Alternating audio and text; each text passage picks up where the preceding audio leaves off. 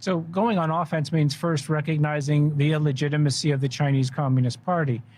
There's no reason whatsoever that the CCP should be recognized as a legitimate government of China. Nobody voted for the CCP. Stalin put them in power. It was a product of Soviet imperialism, right, that put these guys in power, coupled with gross American strategic mistakes that we made at the end of World War II and in the immediate aftermath of World War II. So that's the genesis of these guys. We need to recognize, of course, that lack of legitimacy has important implications. They should be treated as a pariah, and anybody interacting with them also should be treated as a pariah.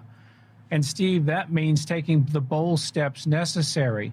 No investment, no intellectual transfer, no chips, and recognizing that because they're illegitimate, we need to start looking for alternatives. We need to start looking for, as you've worked for many years, a new government of China that really meets the needs and reflects the Chinese people, not a Soviet product, not the product of Soviet imperialism, which these guys are.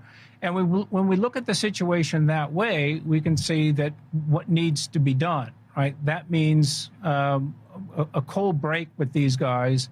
That's going to require the United States to recognize, once we see that they're illegitimate, all of the folks who profited from their relationship with the CCP need to be held to account.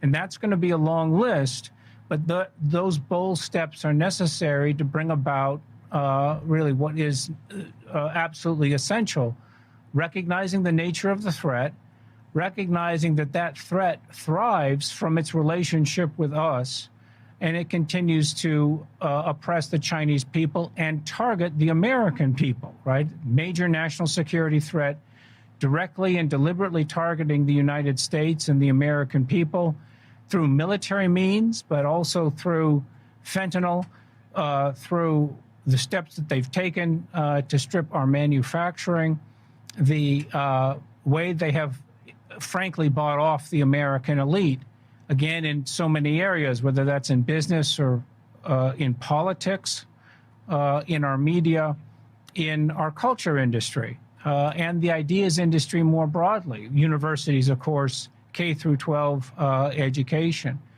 So when we recognize that, we need to see what needs to be done. We need to see how we need to change course, and to recognize the immediacy, that this is an urgent problem that needs to be addressed. And it's one which really, Steve, it's shared throughout the West.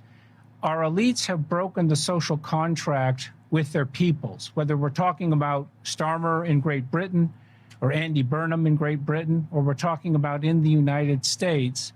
The elites really abandoned their peoples through links to the Chinese Communist Party and taking the investment, the money from the Chinese Communist Party, facilitating mass immigration into Western societies.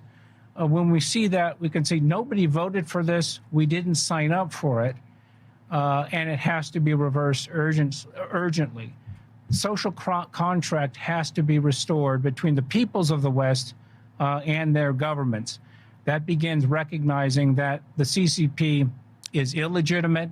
It's worked with a lot of folks on the political left who are neo-Leninists like George Soros, his son, and his institutions that he's created, Neville Roy Singham and his group, and the many, really hundreds of organizations that Singham has created and controls, and other actors as well. Steve Jobs' widow, of course. Emerson Foundation is another group that's working in this area. These folks are really working to undermine the peoples of the West, and they need to be held to account, and it needs to be reversed. And we need to start talking about our agenda, a nationalist agenda, which is going to be a big part of the antidote to what they're attempting to achieve.